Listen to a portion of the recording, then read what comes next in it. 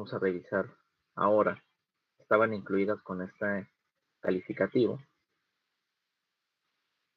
Sin embargo, aquí la clave es que la respuesta inmunitaria aquí se da de forma excesiva o aberrante. Es decir, ya se da de manera anormal. Y esto de excesivo es lo que se refiere a hipersensibilidad. De hecho, el prefijo hiper en griego pues indica algo en gran cantidad, en demasía. Por eso reacción de hipersensibilidad.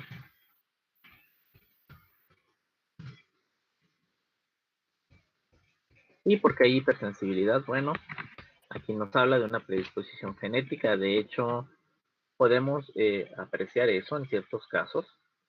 A veces varios miembros de una familia son alérgicos a un antibiótico, por ejemplo, son hipersensibles. Y aquí tiene que ver, como dice la laminilla, factores ambientales que favorecen la respuesta excesiva. ¿A qué? A un antígeno que está ingresando al organismo.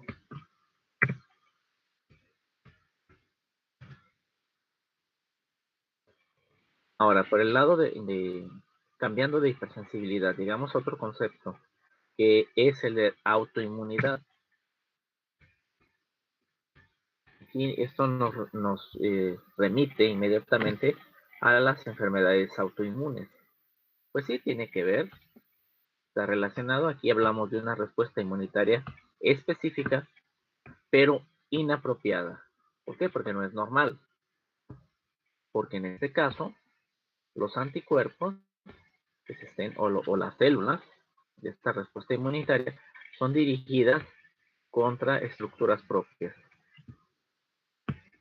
que en este caso se llaman autoantígenos. En realidad no son antígenos en condiciones normales, pero aquí toman esa característica.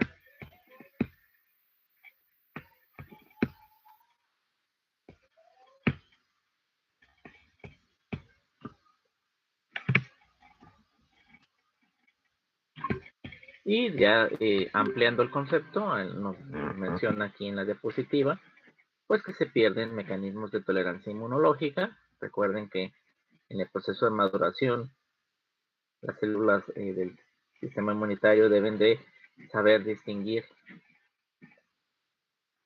proteínas propias de proteínas externas del organismo. Y esta pérdida, como vamos a ver más adelante, se ha visto que resulta de la interacción de factores genéticos con factores ambientales.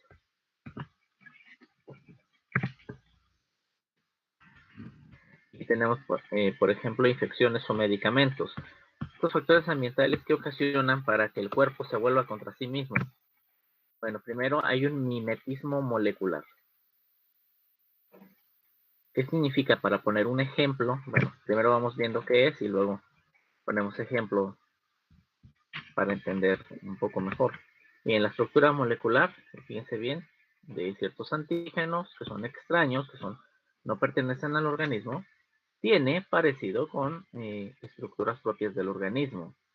Y entonces se establece lo que es un mimetismo. Hay animales que utilizan el mimetismo para confundirse con su entorno. Eso sería poner un ejemplo, es decir, el microorganismo, en este caso el agente agresor, pues pone unas estructuras para no ser reconocido, o mejor dicho, para ser identificado como parte del organismo, y establece un mimetismo entre sus propias estructuras y las del organismo al que está atacando. De manera que el sistema inmunitario identifica esas estructuras como ajenas y las ataca. Esta es una propuesta, o más que propuestas, lo que se ha visto que ocurre para que se desarrolle autoinmunidad, uno de los factores o mecanismos. Aquí un ejemplo clásico. Tal vez ya hayan escuchado hablar de la fiebre reumática, que está muy ligada a las infecciones, sobre todo infecciones de amígdalas, faringoamigdalitis, con un tipo de bacteria que se llama Streptococo, que pertenece a el tipo aquí beta hemolítico del grupo A. ¿Y qué es lo que pasa? El Streptococo beta hemolítico tiene una estructura que se parece a la cadena de miocina que está en el tejido cardíaco, en el músculo cardíaco. De manera que se crean anticuerpos que van y atacan esa estructura.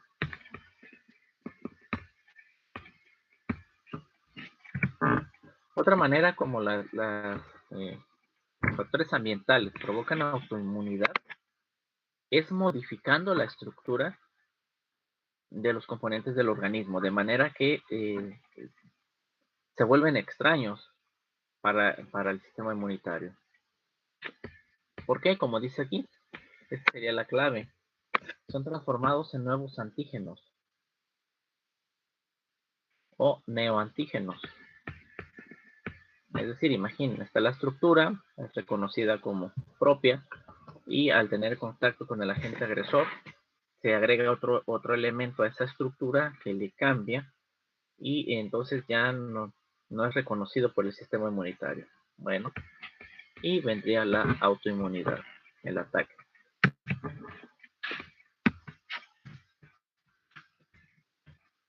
En este caso nos ponen aquí como ejemplo transformación de antígenos de eritrocito cuando se administra un antihipertensivo llamado alfa-metildopa. Finalmente, el último efecto o mecanismo, mejor dicho, por el cual el factor ambiental puede inducir autoinmunidad, es que se liberen autoantígenos desde estructuras tisulares que no habían tenido contacto con el sistema inmunitario. Aquí el ejemplo que se pone es el del ojo, en este caso una uveitis autoinmune postraumática. Van a ustedes bueno, recordemos, en histología se ve, se sabe que las estructuras del ojo están separadas del contacto del sistema inmunitario y que cuando sobreviene una lesión al globo ocular puede haber paso de sangre hacia el tejido que había estado hasta ese entonces preservado, y entonces es desconocido para el organismo y obtiene la lesión autoinmune. No sería modificación, porque en este caso estamos hablando de dos antígenos diferentes. Es decir, si hablamos por el RH, en este caso el factor RH, no estaríamos hablando de que se modifique por efecto de la célula del feto o la célula de la madre. Más bien ahí ya vienen dados la distinción antigénica. Son distintos, sí. Porque o sea, de entrada ya me estás hablando de grupos sanguíneos, es decir, ya hay, ¿cómo decirlo? Hay una estructura dada, ya no tiene que cambiarla. O sea, el eritrocito de la madre o el eritrocito del feto ya no cambia al eritrocito contrario, su contraparte, sino que ya, de hecho, ya lo vieron en fisiología, es decir, los grupos sanguíneos son conocidos o reconocidos por el sistema inmunitario por efecto de las bacterias intestinales, que tienen componentes que se parecen a los del grupo sanguíneo, y de ahí se crean los anticuerpos contra ciertos tipos.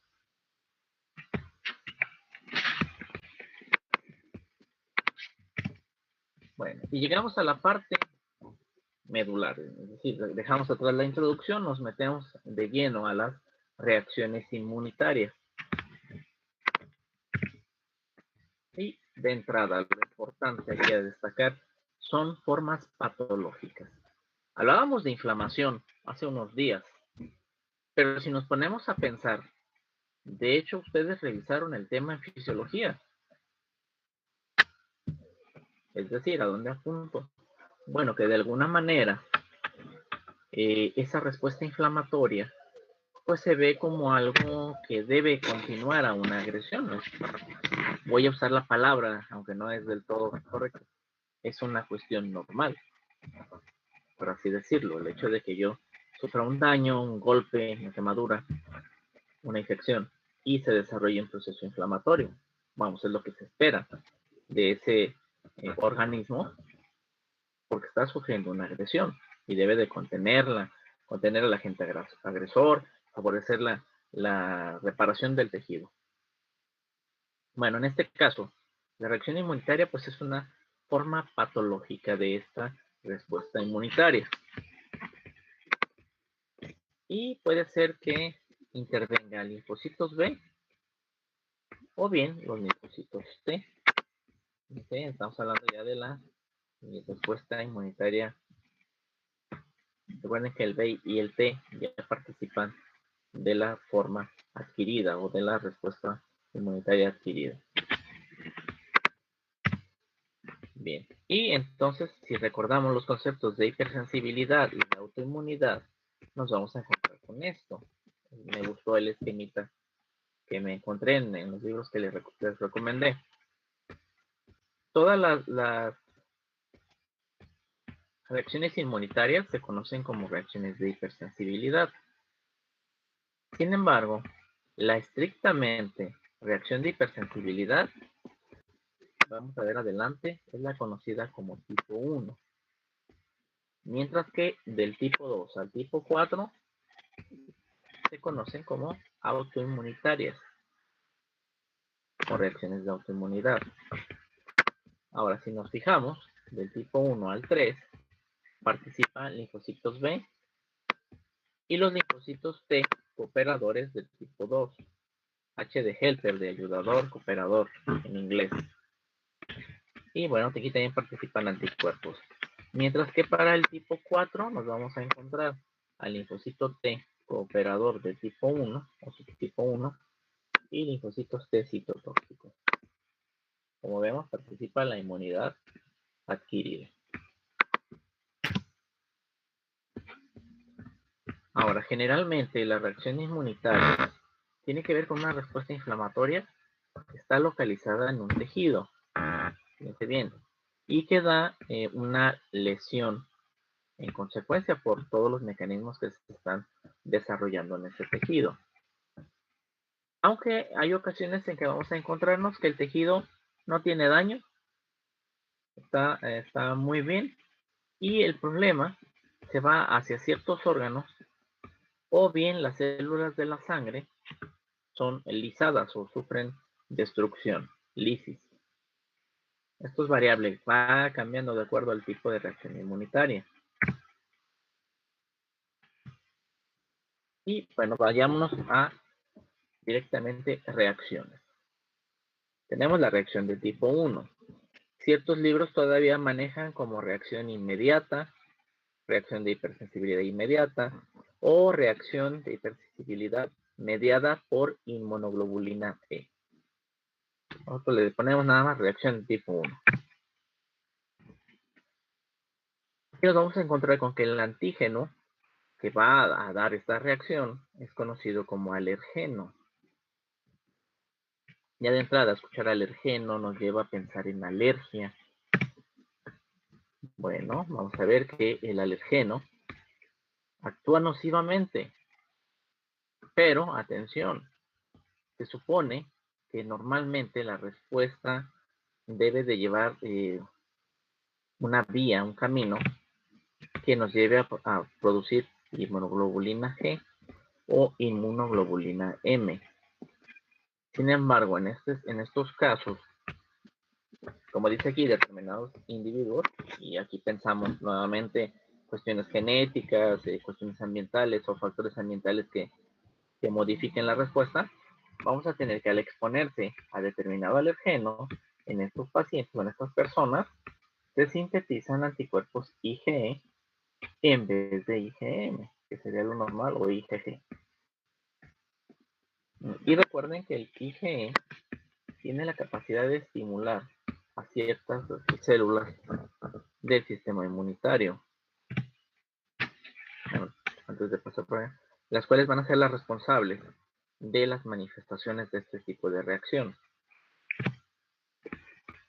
Términos a tomar en cuenta, atención, aquí es muy importante porque luego nos enredan al momento de ver reacciones de tipo 1, con tantos términos que termina uno por decir, ¿qué pasa, no? ¿Qué ocurrió? ¿De dónde sale tanto? Bueno, por principio de cuentas, alergeno, alergia. Alergia significa, tomado como su significado etimológico en griego, alergia significa reaccionar de forma distinta. Lo que se estaba comentando acá no es la forma normal como responde el sistema inmunitario. Y esta es la denominación global o digamos habitual, común para las reacciones de tipo 1. Cualquier cosa que ocurre, eres alérgico. O es alérgico, es alérgica. Bien. Entonces es una manera cotidiana de nombrar estas reacciones, vamos a decirlo así. Luego tenemos por otra parte el término anafilaxia. Tal vez ya escucharon alguna vez el término de profilaxis, que significa cuidar, es tener cuidados. Bueno, aquí es lo contrario. Y aquí lo que tenemos es que la anafilaxia se refiere a una alergia que afecta a todo el organismo. Por eso dice alergia con repercusión sistémica. Es decir, afecta a todo el organismo. En ciertos autores van a encontrar que le llaman a la anafilaxia una alergia exagerada. Es decir, ya hablamos de que esta respuesta es una reacción exagerada y todavía anafilaxia pues es la exageración de la exageración. Y por así llamarlo de alguna manera. Nosotros al ver el término anafilaxia siempre debemos de recordar este adjetivo calificativo. Recuerden que les había comentado, cuando se escucha sistémico o sistémica, hay que pensar en todo el organismo al mismo tiempo. Y pensar que está afectándose todo a un tiempo. Otro término que también es frecuente cuando estamos revisando estas enfermedades o este grupo de alteraciones, es el término de atopia. Que bueno, topos generalmente en griego, pues remite a pensar en un significado de lugar. Toponimia, ¿cómo se llama el lugar, no? Nombres del lugar. Topos es lugar. Bueno, entonces a es privativa, por lo tanto la traducción es fuera del lugar, que también tiene que ver con que es una respuesta que está pues fuera del lugar, atópica. Bien, pero cuando se mencione la palabra atopia, de ahora en adelante, vamos a considerar lo siguiente. Esta es la clave. Cuando se habla de atopia, se habla de que en la familia hay una predisposición a presentar determinados tipos de alergia o manifestaciones de alergia. Por eso dice aquí, hay una predisposición genética. ¿A qué? Bueno, a sintetizar anticuerpos de tipo IgE en vez de IgG o IgM. Es decir, no es la respuesta inmunitaria normal. Y así, por ejemplo, podemos encontrar en historias clínicas que dicen, no hay antecedentes de atopia. No hay una historia de problemas alérgicos en la familia, no hay una historia de antecedentes alérgicos en la misma persona. Bueno, esto es relevante, ¿no? Nos da revelador más que nada. Bravo. Ahora, ¿qué causas tenemos de estas reacciones de tipo 1? Bien, depende el sitio de entrada que tenga el alergeno, vamos a tener las manifestaciones. Bueno, puede ser que el alergeno ingrese por vía inhalatoria, respirando, a través de la mucosa del tracto respiratorio. Y puede hacer pólenes, polen, polvo doméstico, ácaros microscópicos. Fíjense bien. Es una lista enunciativa, no es limitativa, no es exhaustiva. Es nada más para poner ejemplos, pero aquí lo tienen. Ya inhalado. Puede acceder el alergeno al organismo a través de la mucosa gastrointestinal y puede hacerlo en forma de un alimento o bien de un medicamento.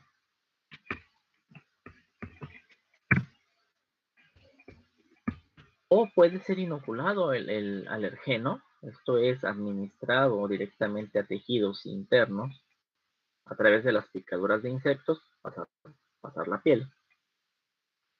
O bien nosotros podemos administrar medicamentos por vía parenteral, aquí es la R, parenteral.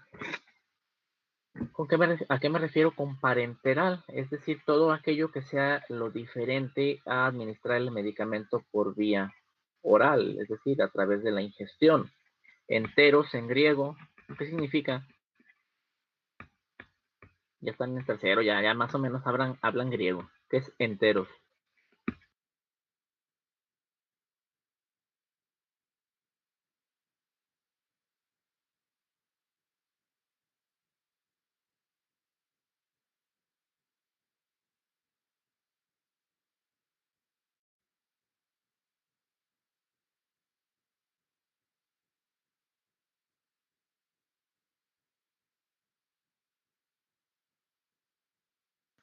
¿Alguien me escucha?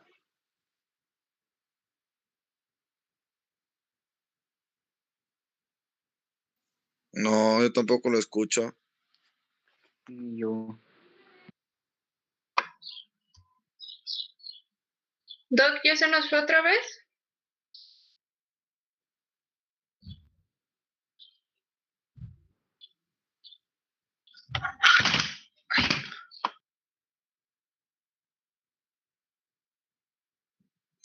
Intestino, ¿no? Muy bien, intestino. Entonces, cuando decimos vía enteral, es una vía ingerida. Aquí arriba, ingestión. Cuando hablamos de una vía parenteral, estamos hablando de que el medicamento se administra, puede ser por vía intramuscular, vía intravenosa, en fin. Es decir, no accediendo por vía intestinal. Perfecto. Luego, también puede ser que el alergeno tenga contacto con la piel, tenga contacto con mucosas, y así esa sea su vía de daño al organismo. Y aquí en contacto con la piel, pues pueden ser algunos metales, algunas sustancias, sobre todo químicas, las que originen esta reacción. Ahora, ¿cómo se desarrolla la respuesta? ¿Qué es lo que pasa cuando el alergeno ingresa al organismo, tiene contacto con las mucosas, con la piel? Bueno, primero aquí tomemos en cuenta lo siguiente. Es necesario que, ante todo, haya un primer contacto con el alergeno. ¿Para qué? Para que sea identificado. Y, primeramente, las células dendríticas, los linfocitos B, procesan al alergeno y lo presentan en el sistema de histocompatibilidad del HLA a los linfocitos T cooperadores. ¿Para qué? Para que le conozcan y en un posterior contacto lo reconozcan. Entonces inicia, esa es la sensibilización. Tener el primer contacto con el agente. Ser sensible a él, al alergeno. Bien, ¿y qué es lo que ocurre con este primer contacto? Bueno, se le presenta al linfocito T cooperador, se activa y va a secretar citocinas que se conocen de patrón TH2, T cooperador 2, T helper 2, como la interleucina 4 y la 5. Bueno, ahí tenemos al linfocito. En el caso de la interleucina 4, en los linfocitos B, va a inducir que esta célula sintetice y secrete IgE, que es específica para ese alergeno. Y recordemos que la inmunoglobulina IgE se va a unir a la membrana plasmática del mastocito del basófilo, como está aquí representado, y ya de alguna manera están sensibilizados, preparados para cuando reingrese el alergeno. Por su parte, la interleucina 5 viaja a médula ósea y allí induce la granulopoiesis de la serie eosinofílica, es decir, el aumento de eosinófilos o de producción de eosinófilos. Entonces, en el primer contacto, el paciente no sabe si es alérgico o no. ¿Qué pasa cuando se producen nuevos contactos con ese alergeno? Es decir, ya está sensibilizado, ya puede reconocerle el sistema inmunitario, ya sabe de qué se trata. Bueno, vamos a esta parte, a este esquema.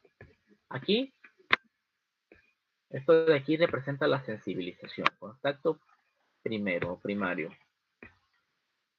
en donde el alergeno llega al linfocito B, a la célula dendrítica, es conocido y se expresa inmunoglobulina E, la cual se adhiere a la membrana, aquí en este caso es un mastocito. Ya tenemos un mastocito sensibilizado. Bueno, de la otra parte de la lámina, de este lado, al lado derecho de las pantallas, este mastocito sensibilizado entra en contacto con el alergeno, que ya saben, que ya lo conocen. Y en esto desencadena lo siguiente. Por principio de cuentas, el mastocito puede liberar. Ya hablábamos de histamina, factor activador de plaquetas, leucotrienos, citocinas. Es decir, mediadores de la inflamación, mediadores químicos. A su vez, bueno, dentro de esas citocinas preinflamatorias puede liberar interleucina 5, que va a tener la propiedad de activar a los eosinófilos, los cuales también liberan proteína mayor básica, proteína catiónica, leucotrienos, que van a provocar más inflamación, van a lesionar el tejido. Y también el mastocito puede a su vez liberar interleucina 4, que va a estimular a los linfocitos B para producción de inmunoglobulina. También va a haber una estimulación para nuevos linfocitos T de tipo operador, los cuales van a seguir secretando factores de inflamación o mediadores de inflamación. Y así es como se da este nuevo evento de, bueno, mejor dicho, aquí es donde ocurre la reacción alérgica, la reacción de tipo 1. ¿Sí? No lo olviden, tiene que mediar un contacto previo para que posteriormente el antígeno sea reconocido y se establezca la respuesta. Es mediada por IgE, por eso antes se le conocía así, o hay autores que le conocen así, mediada por IgE, donde la respuesta entonces va a ser la producción de mediadores de inflamación, que atención, mucha atención, muchos de ellos son vasodilatadores. Aquí tenemos leucotrienos, la histamina. Varios de ellos inducen vasodilatación, además de que ya vimos que en otras células se induce la producción de vasodilatadores. Es decir, aquí la respuesta es vasodilatadora. Y entonces nos vamos a lo que veíamos hace un momento. Bueno, alergia, anafilaxia. ¿Hasta qué punto es uno? ¿Hasta qué punto es el otro? Bueno, si el problema se mantiene nada más en la zona donde hubo el contacto con el alergeno, llamamos nada más una alergia. Puede ser una rinitis. Mucho mojito nada más. Escurrimiento nasal. En cambio, una persona que sea sensible a veneno de abeja sufre la picadura de la abeja y entra en contacto con el veneno. E inmediatamente después tenemos una respuesta vasodilatadora generalizada. Y no solo eso, recuerden que dijimos histamina hace broncoconstricción. El paciente siente que le falta el aire por efecto de la broncoconstricción, se está edematizando la glotis, empieza a tener aparición de máculas, pápulas en el cuerpo, es decir, una urticaria.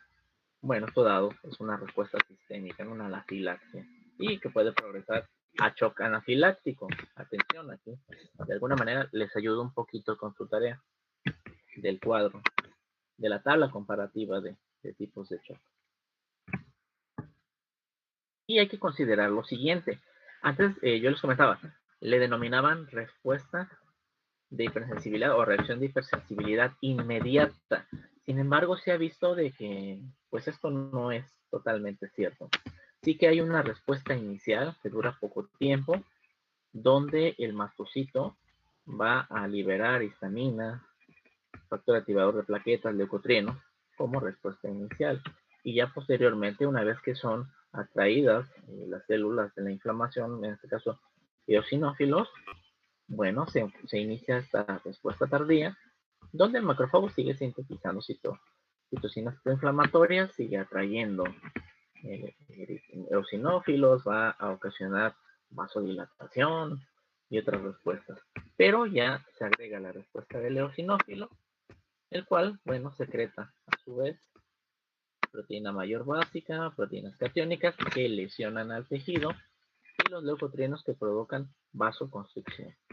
Y así es a grandes rasgos esto del desarrollo en cuanto a si es inmediato o es tardío, involucra de las dos. Y una respuesta inicial que es inmediata, pero luego otra que se continúa por un tiempo más o menos largo respecto a la respuesta inicial. Ahora, ¿cómo se manifiesta una reacción de tipo 1? Bueno, lo primero, una de las maneras es la rinitis alérgica que ya comenté hace un momentito, un momento breve. Hay fiebre, se llama fiebre del heno en algunas zonas, a esta rinitis alérgica.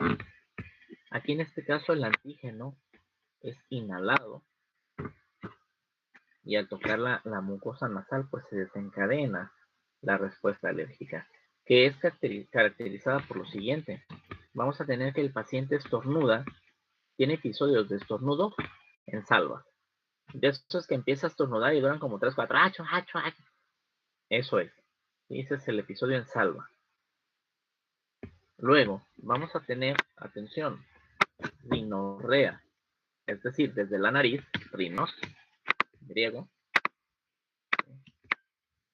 hay flujo de moco. Rea se refiere a ese flujo. Diarrea, también. Bueno, entonces hay flujo nasal, líquido, hay mucho moco. La mucosa nasal se siente irritada, de hecho se irrita, y hay una picazón o picor nasal. Por eso el paciente se está tallando constantemente la nariz.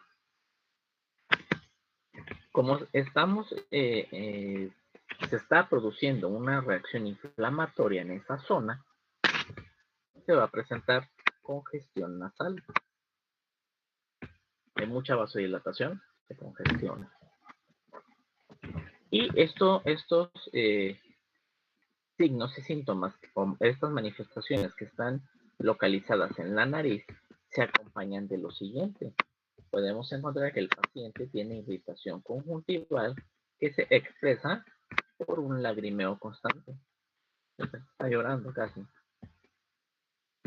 Como se observa más o menos aquí en la foto que les puse. Esa es una manera como la cual se manifiesta la reacción de tipo 1. Veamos otra. El asma bronquial. Atención. También en el asma bronquial participa esta reacción, aunque aquí está unida a otros eventos, como vamos a verlo en otras unidades. Y aquí también el antígeno es inhalado enteramente, ¿sí? Completamente es antígeno inhalado. ¿Qué le caracteriza a esta respuesta? Reacción de tipo 1. Vamos a encontrarnos que da episodio de disnea brusca. Disnea es la dificultad para respirar, esa sensación de falta de aire y que por más que se hace la inspiración fuerte, forzada, no alcanza a ingresar suficiente aire y en consecuencia oxígeno a los tejidos. ¿A qué se debe esta disnea? Bueno, cuando entra el antígeno por vía inhalada, en las vías respiratorias induce una respuesta en la cual apreciamos acá de este lado, aquí espero que sí se note, vamos a tener, este es el calibre normal de la vía respiratoria, bronquiolo principalmente, y acá vamos a encontrarnos que hay una broncoconstricción, es decir, se contrae el músculo liso, y esto disminuye el calibre de la vía aérea. Una parte. ¿Qué otra cosa ocurre con el antígeno? Sí, el antígeno o el alergeno en vía respiratoria. Bueno, la mucosa. Recuerden que en la mucosa del aparato respiratorio hay un tejido linfoide asociado a mucosa, precisamente el BALT. Bueno, también hay, desde ahí vamos a obtener algunas respuestas proinflamatorias, lo cual va a inducir que la mucosa nasal, al recibir más flujo, pues sintetice más moco. Pero es un moco espeso. Y este moco espeso que se acumula en la vía respiratoria, que de por sí ya está con una constricción, una disminución de su calibre, pues al agregarse moco, esto termina por disminuir aún más el calibre y el aire pues entra en menor cantidad. Por eso es que encontramos este episodio de disnea brusca, o los episodios de disnea brusca. Y bueno, finalmente, no, finalmente me faltan varios, pero también puede ser, sí, digan, alérgica, no alcancé a ver, de nuevo.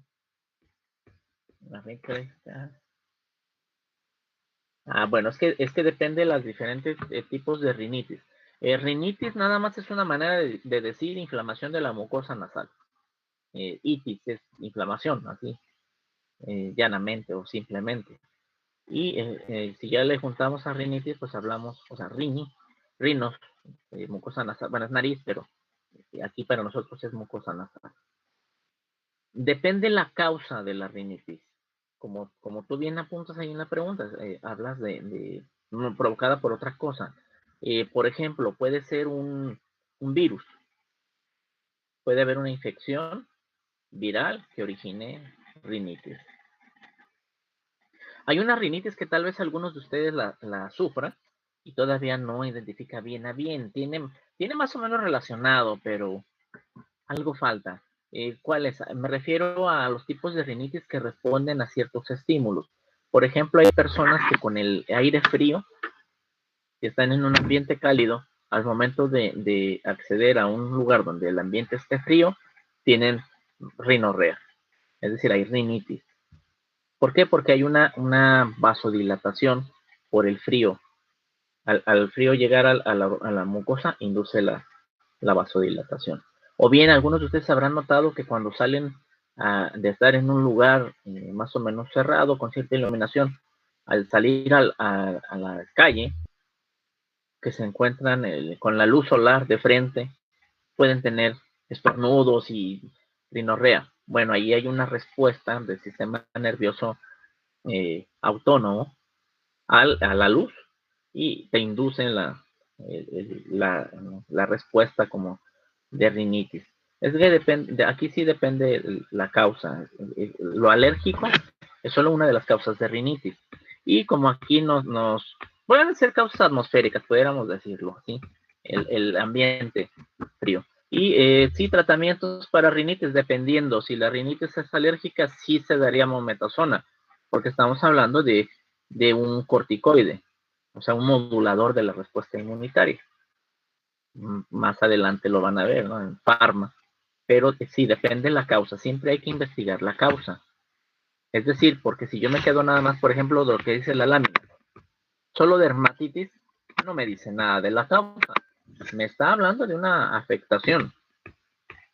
¿Sí? Nada más. Solo me habla de una afectación de la piel, pero hasta ahí. Y yo tengo, como médico, tengo la obligación de buscar, pues, el apellido de esta causa, es decir, perdón, de esta enfermedad, la causa, es lo que voy a buscar. Y entonces otra manera como se manifiestan las reacciones de tipo 1 es a través de la piel, las dermatitis, que en este caso se denominan atópicas. Y la dermatitis puede manifestarse como una urticaria. A algunos de ustedes habrán visto, les habrá tocado ver, espero que no les haya tocado padecerlo, pero verlo, donde se levanta alguna zona de la piel, se hacen estas, como si fuera un mapa en relieve en la piel de las personas. Está rojo, esas lesiones están enrojecidas, las tocas y tienen una temperatura mayor al resto de la piel. Esto es lo que se conoce como urticaria. Puede ser que la dermatitis se manifieste como un angioedema, en una zona donde hay una permeabilidad vascular aumentada, salen las proteínas hacia el tejido y se da la edematización de la zona. Puede ocurrir con medicamentos, puede ocurrir con el frío. A determinadas personas les ocurre con el frío. Y finalmente vamos a encontrarnos, ya dejamos atrás la dermatitis, otra manifestación de reacción de tipo 1 va a estar dada por la anafilaxia, que ya habíamos comentado, pues es una reacción alérgica exagerada, sistémica. En este caso el alergeno puede entrar, puede ser inoculado por una picadura de insecto, por ejemplo, o bien ingerido algún alimento. De ahí pasa a la sangre y una vez en la sangre va a inducir una respuesta de las células inmunitarias donde va a llevar a vasodilatación. Y el problema no es la vasodilatación, sino que si esto aumenta, si continúa el estímulo, va a darse incremento en la permeabilidad vascular. Pero atención, en todo el organismo. Ya no es nada más en una zona, no es por ejemplo, en la vía nasal, ¿no? Ahí se da el efecto y tengo mosquito, ¿no? Eso se da a nivel generalizado en todo el organismo. Si yo no tengo precauciones como médico, un paciente que esté dando una anafilaxia, una respuesta anafiláctica, puede haber vasodilatación tan exagerada que aparezca choque circulatorio, es decir, un choque anafiláctico, precisamente por esta respuesta al alergeno. Bien, hasta aquí. Reacción de tipo 1. A ver, me perdí, como no estoy en el chat, ando acá en la presentación. José Luis, ¿a qué te refieres con lo de la fase tardía?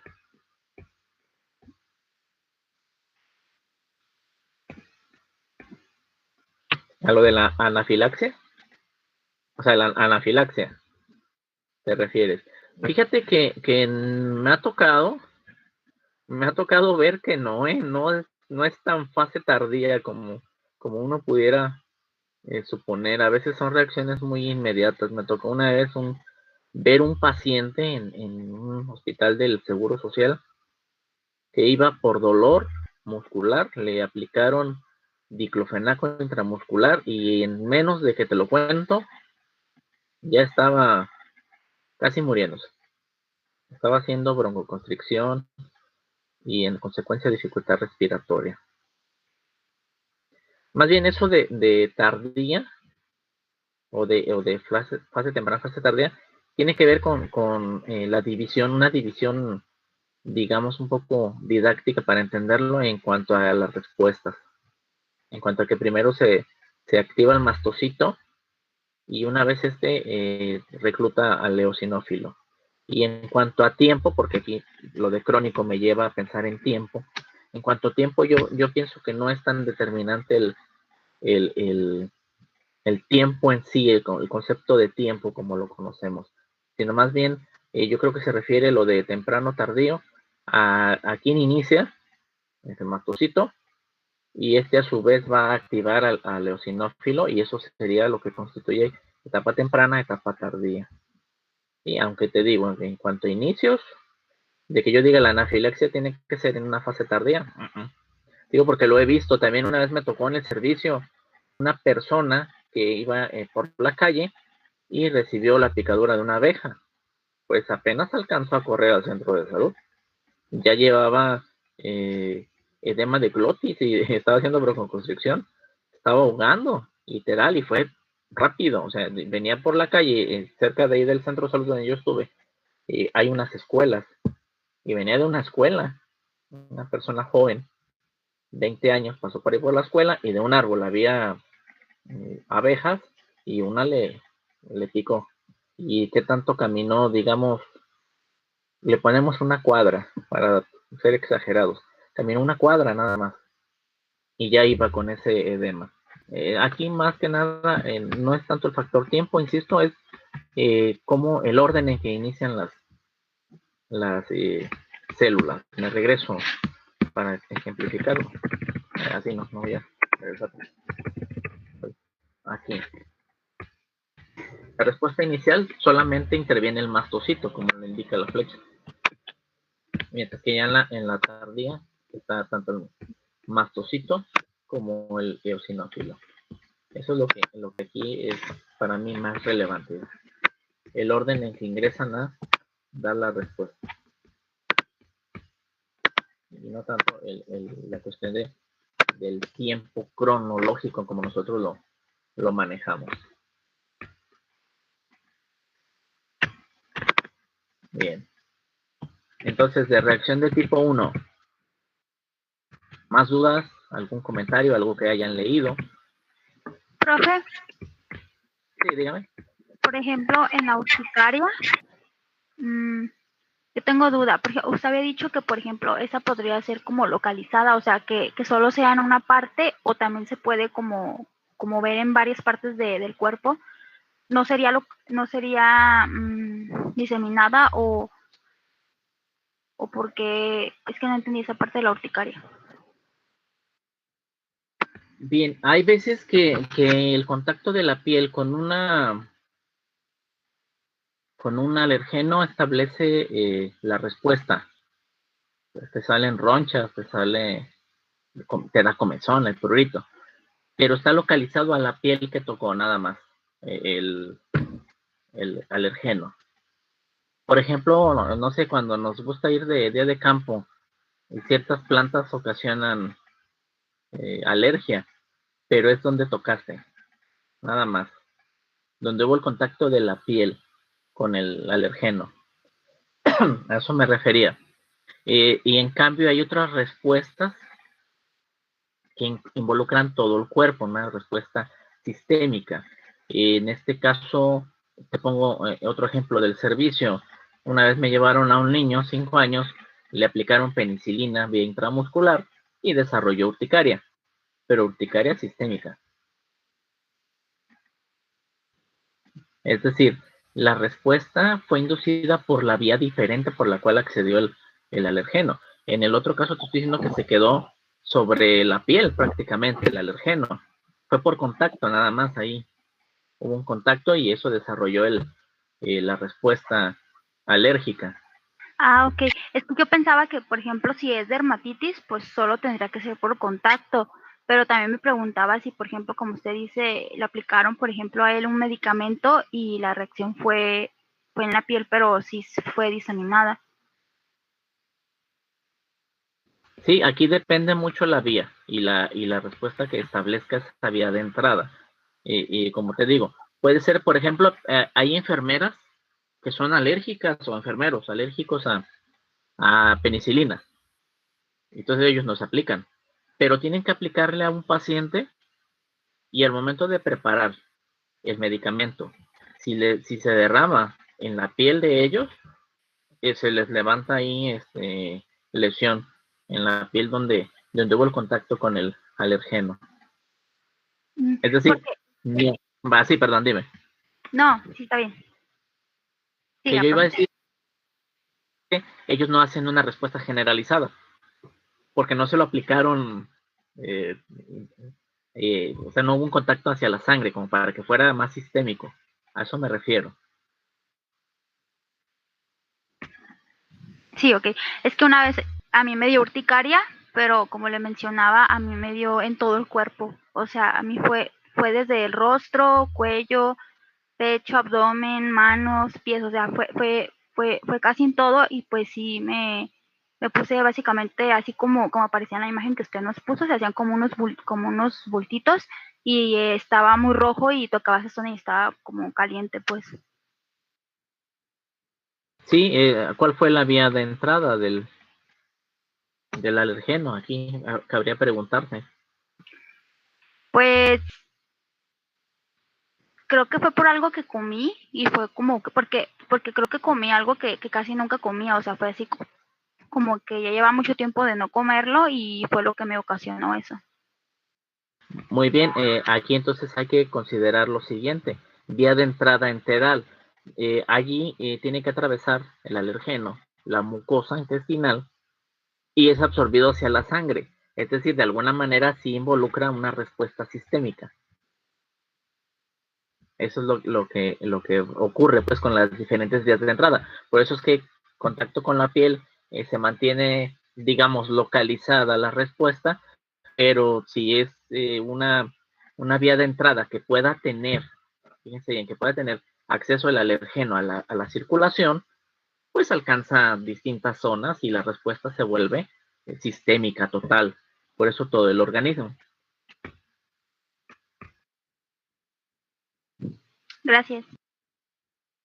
Bien, y aquí entonces, Gerardo, la célula dendrítica tiene que ver con presentar el antígeno a otras células. Es una célula que presenta antígeno, recuerden. Entonces, aquí más bien interviene en el primer contacto con el antígeno, más que con las fases de la respuesta, de la reacción de tipo 1, intervendría con la presentación del antígeno.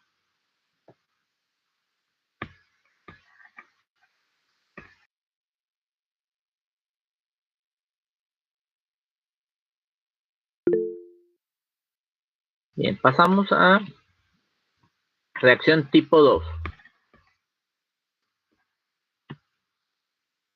Bueno, aquí les pongo lo de los nombres. Se conoce como reacción citolítica, citotóxica. Muy bien, pero anteriormente, y de hecho algunos autores la siguen llamando así, se le conocía como reacción de hipersensibilidad tipo 2 mediada por IgG o IgM, por anticuerpos, vamos a decirle así. Sin embargo, como se ha descubierto que hay varios subtipos de esta reacción, pues ya se le ha llamado mejor por lo que ocasiona, bien sea citólisis o citotoxicidad. Y la respuesta está en el mismo, o la explicación está en el mismo párrafo, donde dice que si afecta células hemáticas, se va a denominar lisis, es decir, allí tenemos la reacción citolítica. En cambio, si es en un tejido sólido, vamos a cambiarle. Recuerden que la sangre es un tejido líquido. Bueno, no enteramente líquido, tiene una parte líquida mayormente y luego los elementos formes, pero en general la sangre es viscosa, es líquida, bueno, tejido líquido. Y en cambio, si afecta a un tejido sólido, a las células del tejido sólido, se le llama citotóxica a la reacción. Y aquí otra cosa, o sea, les decía, hay varios tipos. Lo complejo de esta reacción de tipo 2. También aquí se incluye aquellas en donde hay anticuerpos, que hablábamos que esto involucra anticuerpos, y estos anticuerpos llegan a una célula y le hacen reaccionar, o bien la inhiben. ¿Y cómo es esto? Bueno, el anticuerpo se establece en un receptor y puede hacer que la célula responda, la estimula. O bien, en el receptor lo bloquea y pues la función de la célula es inhibida. Tenemos 4 aquí. En esta reacción de tipo 2 hay 4. Pero comparten mecanismo, vamos a ver. ¿Dónde está el mecanismo? Precisamente en esto. El anticuerpo se dirige contra un antígeno que esté localizado en la membrana celular. Atención aquí. porque esto lo hace o lo vuelve diferente a otras reacciones. El antígeno está en la membrana de células. Y el antígeno puede ser sustancia extraña o depositada sobre la membrana de una célula sanguínea, o bien es un antígeno de la propia membrana. ¿Cómo es esto? ¿Cómo puede ocurrir que el organismo de pronto desconozca a una célula que le es propia? Suena medio trabalenguas aquí, ¿no? Enredoso. Bueno, antes de explicar eso, déjenme comentar que a ese antígeno se van a unir los anticuerpos, bien sea IgM o IgG, IgG en estas subclases, y ya sea una u otra inmunoglobulina, van a inducir la activación del sistema del complemento por la vía clásica. Ya en inflamación veíamos la vía clásica brevemente y tenemos dos posibilidades. Se activa completamente el complemento y ocurre una lisis de la célula hemática dentro del vaso sanguíneo. Fíjense bien, vaso con V y S, lisis intravascular. ¿Qué es lo que pasa? Bueno, se forma un complejo de ataque a la membrana, el MAC, que va a llevar a una lisis de la célula en el propio torrente sanguíneo o circulatorio. Y aquí tenemos que actúa el tipo IgM de anticuerpos. Por otra parte, podemos tener una activación incompleta del complemento y ocurre una lisis extravascular, es decir, fuera del vaso sanguíneo, pero atención, ¿qué pasa? Bueno, como se genera el fragmento C3b del complemento, se va a fijar, adherir, fíjense bien, la palabra aquí la cambio, en vez de fijar, porque digo fíjense bien, sinónimo no es adhírense bien. Este fragmento C3b se adhiere a la membrana de la célula hemática. Puede ser glóbulo rojo, eritrocito, puede ser leucocito. Y por otro lado, el C3b, los otros extremos, va a adherirse a un receptor que está en macrófagos. Bueno, ¿qué es lo que ocurre? Que el macrófago va a fagocitar a la célula que ya fue marcada con este fragmento C3b.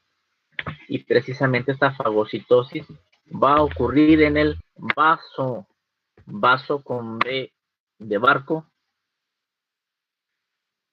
y con Z, diferente del del vaso con V y con S. Aquí hablamos del órgano abdominal conocido como vaso, el órgano linfoide. Bien, aquí se fagocita a la célula y se le destruye, se le lisa. Por eso se habla de una destrucción extravascular. Y aquí el anticuerpo generalmente es del tipo IgG. Ahora me regreso, porque aquí viene, bueno, ¿cómo se da esto de que está aquí en este párrafo? ¿Qué ocurre? ¿Qué está pasando? Ya no entendí.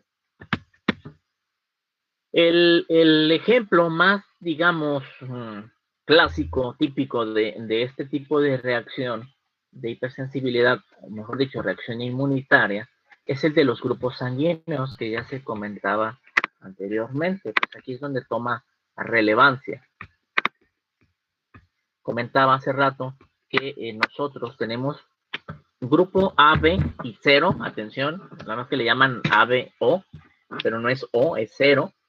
Sin embargo, si yo digo que soy 0 positivo, pues generalmente voy a lograr que la gente se aleje, en vez de que entiendan que tengo una sangre que no tiene grupo A o B y que tiene RH positivo. Bueno, es una particularidad semántica. Entonces, grupo AB o también llamado 0. Y tenemos otro sistema que es el RH. Si tengo yo ese factor o no, RH positivo o RH negativo respectivamente. Bueno, ¿qué es lo que pasa con el sistema AB o AB0? Nosotros normalmente, aunque no hayamos tenido contacto, fíjense bien, aunque no hayamos tenido contacto con este sistema, con otro tipo de sangre, podemos tener anticuerpos circulando en nuestro organismo porque las bacterias intestinales en su pared, en su membrana celular, tienen unos sacáridos que se parecen a los antígenos A, B o AB, dependiendo. Bueno, de eso que implica, bueno, que ya podemos nosotros como organismo distinguir antígenos diferentes. De manera tal que una persona que tenga tipo A, si se le transfunde sangre de tipo B, pues ya tiene anticuerpos contra el tipo B, porque son los que no conoce, los desconoce. Y tenemos la reacción inmunitaria y lisis de las células. Son atacadas por los anticuerpos inmediatamente las células que se le estén transfundiendo y son lisadas, son destruidas. Por eso se dice que este es el ejemplo prototípico. También aquí influye o tiene que ver la famosa reacción al RH entre madre e hijo, ¿no? Hablando del embarazo que se había mencionado muy al inicio de la sesión, lo retomamos. ¿Qué ocurre? Una madre que sea O, tipo negativo, bueno, aunque no sea O negativo, no sea tipo, pero que tenga RH negativo y va a tener un bebé. Si el padre, fíjense bien, si el padre es positivo, RH positivo, este se hereda por los hijos. El RH está determinado por el padre, de manera tal que si el feto va a tener ese RH positivo, si es el primer embarazo no pasa nada. Todo bien, el bebito se forma, se desarrolla y nace, pero el problema viene al momento del nacimiento, donde algunas células del feto pueden atravesar la barrera placentaria e ingresar a la circulación de la madre, y entonces son identificadas por el sistema inmunitario, de manera que ese sistema inmunitario va a crear anticuerpos contra el RH positivo. ¿Qué va a pasar? Cuando ocurra un nuevo embarazo, los anticuerpos pasan la barrera placentaria y van a atacar a las células sanguíneas del bebé que se está formando. Esa es la enfermedad por RH. Estamos teniendo una respuesta citolítica, una reacción citolítica. Un ejemplo es el prototipo, digamos, pero no me aclara o no es suficiente para mí que me diga, bueno, y cómo es que las sustancias extrañas se depositan en la membrana. O sea, ya, ¿qué ocurre? ¿Cómo se da esto? Bueno, aquí lo que nos falta por mencionar es que hay sustancias que se llaman aptenos. ¿Alguien me dice, por favor, lo que es un apteno?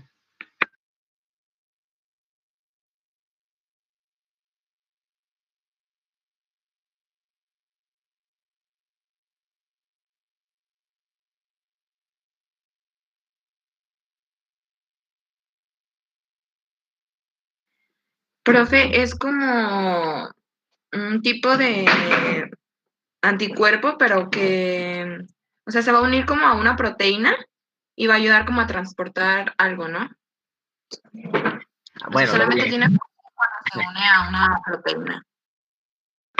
bien, bueno, sí tienes el concepto. El apteno es una partícula o una estructura que por sí misma no puede generar una respuesta inmunitaria, pero que unida a una proteína de un organismo ya puede inducir esa respuesta inmunitaria. Es decir, de alguna manera, al unirse a la proteína cambia la estructura y el sistema inmunitario la desconoce. Es esto. No, nunca lo había visto, pues lo ataca. ¿Qué ocurre? ¿Dónde se va a presentar este tipo de cosas que estamos mencionando, este evento? Para no decirle cosas, ¿no? Es como muy trivial, muy vulgar. No, ¿dónde ocurre este tipo de evento? Con medicamentos. Los medicamentos funcionan como aptenos en ciertas reacciones, es decir, tienen esa, no función, digamos, es disfunción, ¿no? O sea, tienen esa probabilidad de ser un apteno. Y entonces en la membrana de la célula hay estructuras donde puede adherirse el fragmento del fármaco, y entonces hasta ese momento, hasta antes de unirse, el fármaco era totalmente inofensivo, inocuo, y de pronto al unirse a la proteína de la membrana de la célula hemática que ustedes consideren, en este caso puede ser eritrocito, leucocito, incluso plaquetas, porque hay fármacos que ocasionan daño, va a ocasionar la lisis porque va a darse toda la respuesta que ya comentábamos aquí, es decir, va a ser reconocido como algo extraño y se activa el complemento. Y entonces podemos encontrarnos que hay fármacos que inducen hemólisis, se destruyen eritrocitos. Otros fármacos inducen granulocitopenia, es decir, se fijan o se adhieren a la membrana de los neutrófilos y la destruyen. Y destruyen al neutrófilo en consecuencia.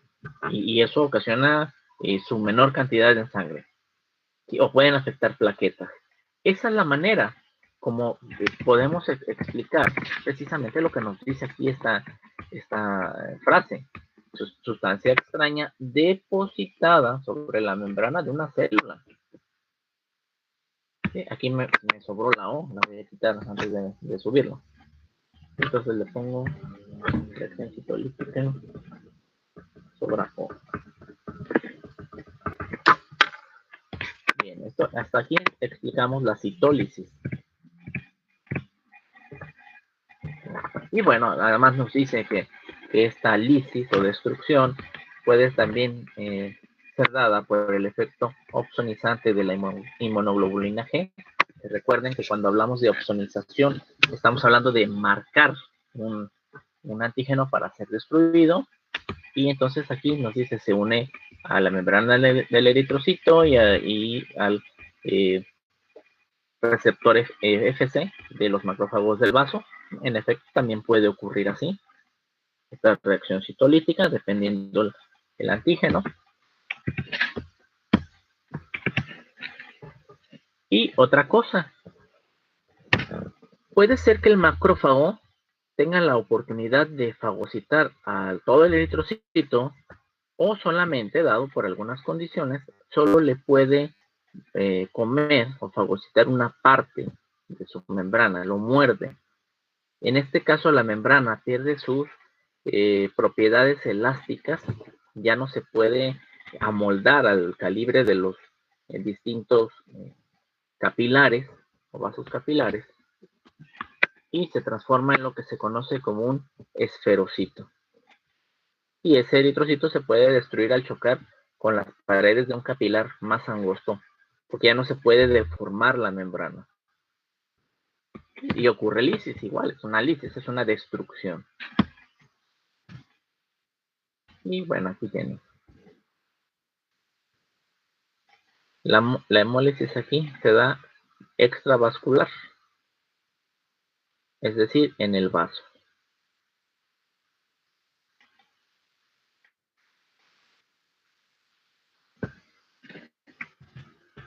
Y el esquema, veamos arriba. Con la letra A, este esquema superior, nos dice, aquí está el eritrocito, tiene los antígenos adheridos a la membrana. Bueno, el anticuerpo IgM se une a esa parte del antígeno y se activa el complemento, lo cual nos lleva a la formación del complejo de ataque a la membrana, con lo cual se abren poros en esa estructura e ingresa agua a la célula, lo cual le hace pues ser destruida, lisarse, o que sufra una lisis. Por otra parte, vamos a tener una activación incompleta del complemento. En este caso está representado un macrófago que tiene receptores para el fragmento C3b. Aquí está el eritrocito con su antígeno. Bueno, se une el fragmento C3b. De ambos lados, habíamos dicho, establece un puente. Y el eritrocito es fagocitado. Y en el vaso sufre lisis extravascular. O bien el anticuerpo IgG se une al macrófago, se une al eritrocito, estimula la fagocitosis de este último, el eritrocito, y va a originar una lisis extravascular si es engullido completamente por el macrófago, o si el eritrocito, por otra parte, solamente es mordido por el macrófago, es decir, este solo le quita un pedazo de membrana con citoplasma, se transforma en un esferocito, el cual posteriormente, al atravesar los capilares del vaso, pues va siendo atrapado y mordido, hasta que desaparece ya fagocitado. De esta manera se da entonces la reacción citolítica. Solo citolítica, ¿eh? Cuando se hable de citólisis, células de la sangre, nada más. ¿Qué manifestaciones vamos a encontrar? ¿Cómo se va a manifestar una citólisis? A ver, veamos. Depende de la célula afectada, ¿sí? Porque hay citólisis que implican eritrocitos, otros son sobre neutrófilos y otros sobre plaquetas. Bueno, vamos a encontrar un tipo de anemia que se conoce como hemolítica. Destrucción de los vasos, aquí está representado, de los vasos, de los glóbulos rojos, del eritrocito. Si lo que se afecta son los neutrófilos, desciende la cantidad de ellos, se vuelve menor, una neutropenia. Y el problema no es que esté la neutropenia en sí, el problema es que la persona afectada se vuelve más susceptible de tener infección. O puede ser que se afecten las plaquetas y entonces ocurre una trombocitopenia. Disminuye el nivel de plaquetas que, llegado a cierto nivel, puede originar hemorragia. Y es la manera como se manifiesta esta citólisis. Una vez me tocó ver a un paciente, el cual dijo ser de un tipo de sangre. El laboratorio dijo que no era cierto, que era de otro tipo. Y bueno, necesitaba una transfusión, llevaba una hemorragia activa y necesitaba el paciente una transfusión. Se hicieron lo que se llaman las pruebas cruzadas. El laboratorio dijo está mal el paciente, es otro tipo de sangre, y se le administró el que dijo el laboratorio. Pues apenas le habían pasado 10 minutos. Yo creo que no estuve presente cuando le pusieron, no sabía decir exactamente cuánto tiempo. Yo estuve cuando ingresó el paciente a la sala de urgencias y que lo estuvieron preparando para hospitalizar la observación encamado. Pero yo creo más o menos que fueron 10 minutos desde que se trajo la sangre para aplicársele, transfundírsele, y empezó con reacción de esa transfusión, porque no era compatible. Él se empezó a sentir muy mal. Manifestó desesperación, falta de aire, se sentía él caliente, decía yo siento muy caliente en mi cuerpo. ¿Por qué? Porque al momento de transfundirle el paquete de sangre, el suero ya tenía los anticuerpos y empezó a hacer hemólisis de esa sangre que le estaban transfundiendo.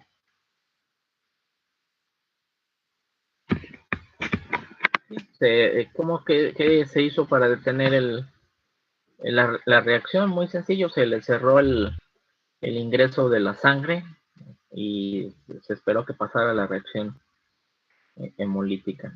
Se recuperó pronto, también así como le inició de manera, digamos, rápida, también rápidamente pasó su periodo crítico con esa transfusión.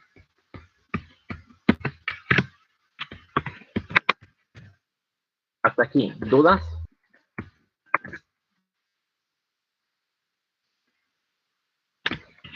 Nada. Muy bien. Avancemos a... Sí. ¿Mande?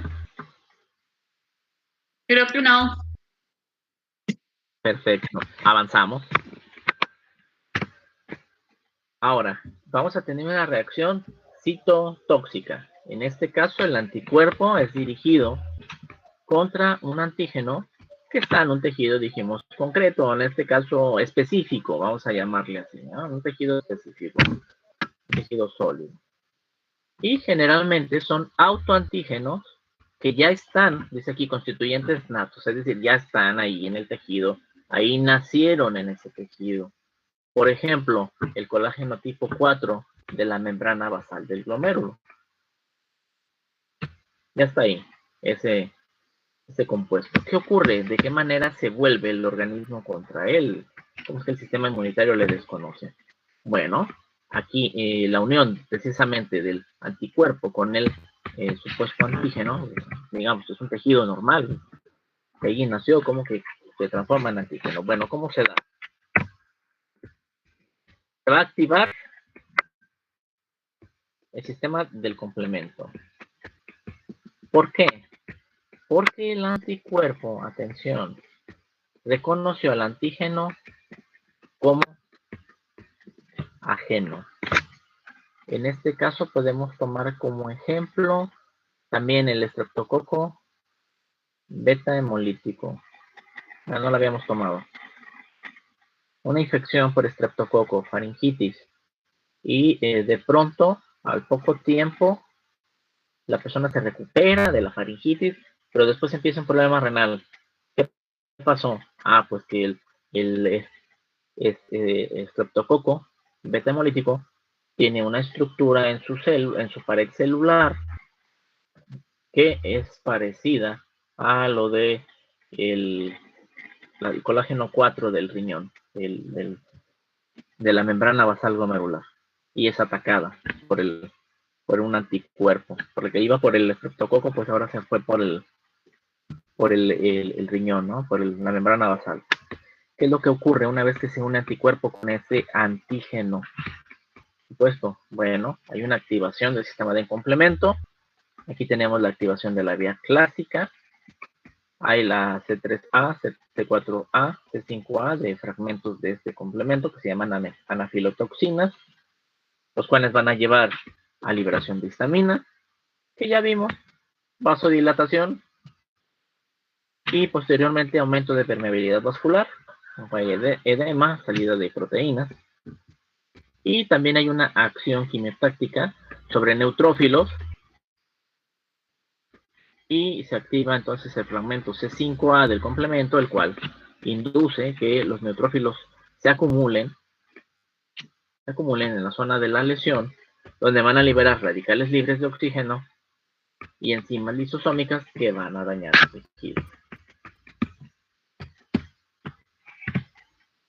También puede ocurrir que este nuevo antígeno,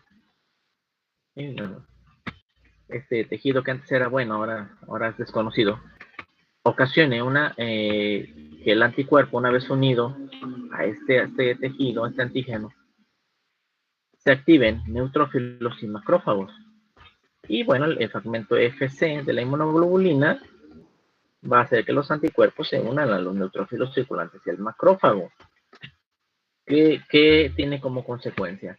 Que las células que ya mencionamos sintetizan citocinas proinflamatorias, vasodilatación otra vez, radicales libres de oxígeno, daño a células, daño a tejidos y enzimas lisosómicas, es decir, también daño a tejidos. Y aquí tenemos como ejemplo, que traje como ejemplo, reacción tipo 2. Van a ver ustedes cuando ven patología, la parte renal, síndrome de Goodpasture, donde el anticuerpo se va contra la lesión glomerular y contra el alveolo, la membrana alveolar. Aquí hay una lesión a la membrana basal glomerular y sobre la membrana alveolar.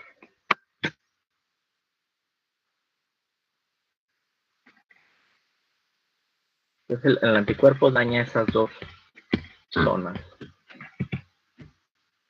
¿Cómo se da? Bueno, aquí tenemos el esquema.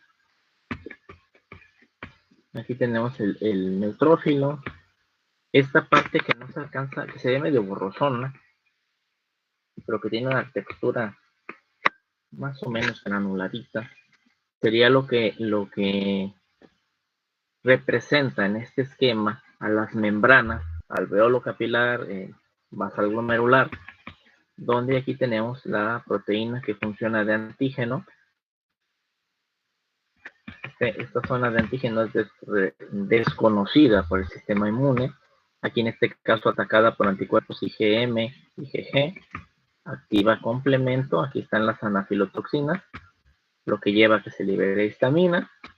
Por otra parte, la C5A establece quimiotaxis de los neutrófilos, les atrae al sitio donde liberan enzimas de sus lisosomas el radicales libres de oxígeno, RLO, radicales libres de oxígeno, los cuales van a inducir lesión en el tejido directamente. ¿Por qué? Porque el radical libre de oxígeno puede fijarse a proteínas, lípidos, carbohidratos, entonces daña membrana celular, citoplasma, organelos, núcleo.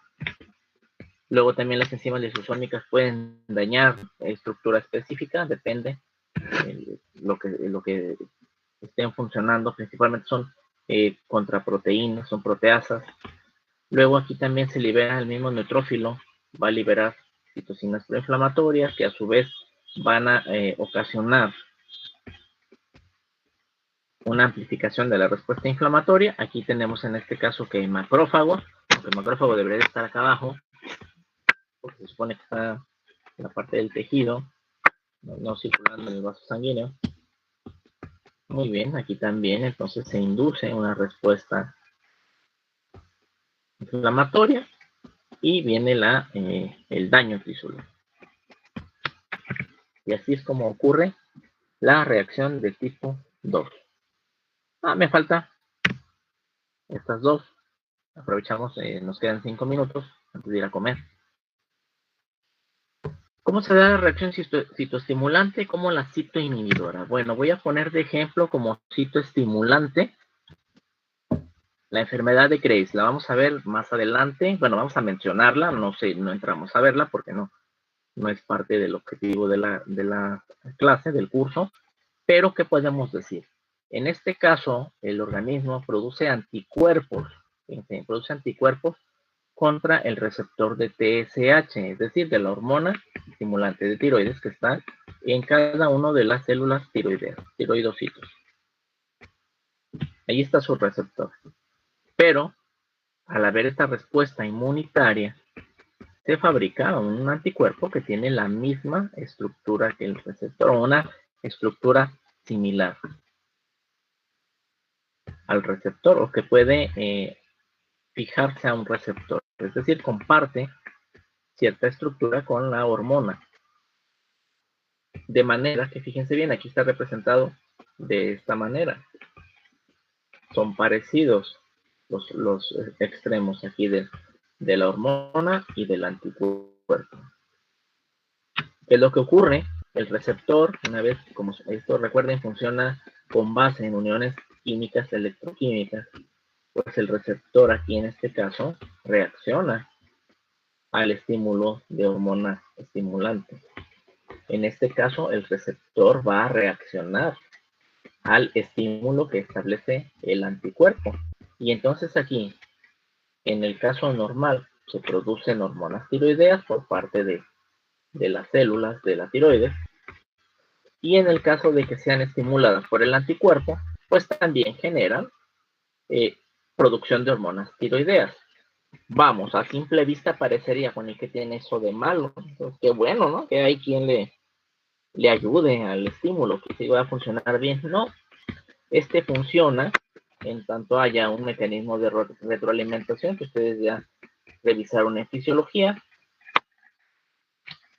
Esto funciona porque hay retroalimentación, y a la retroalimentación no lo frena, no tiene efecto. Es decir, el anticuerpo va a estar llegando constantemente y va a estar estimulando la producción de de hormona tiroidea, sea necesario o no. Bien, ahora del otro lado, del apartado citoinhibidor, vamos a encontrarnos varios ejemplos. Yo puse aquí el de la miastenia gravis, donde hay un anticuerpo, se producen anticuerpos contra los receptores de acetilcolina que están en la placa neuromotora. Recuerden que para la contracción pues se libera acetilcolina desde la neurona motora y esto induce la respuesta del músculo. Bueno, en este caso el anticuerpo está dirigido contra el receptor de acetilcolina y por lo tanto aquí no hay esa unión o esa estimulación, mejor dicho, del músculo, de manera que sobreviene debilidad, imposibilidad de hacer una contracción muscular efectiva y dependiendo de la zona puede haber otras manifestaciones. Recordemos, lo vimos en insuficiencia respiratoria. Si hay miastenia gravis, el paciente con esta afección puede tener problemas para ventilar. Precisamente porque no funciona la contracción muscular, no se ha estado llevando a cabo con buen efecto, porque están bloqueados los receptores de acetilcolina de la parte muscular de esta placa neuromuscular. Por eso se llama reacción citoinhibidora o citoinhibitoria, dicen algunos autores. Muy bien. ¿Dudas? ¿Algo que gusten añadir, quitar? Algo de lo que dije.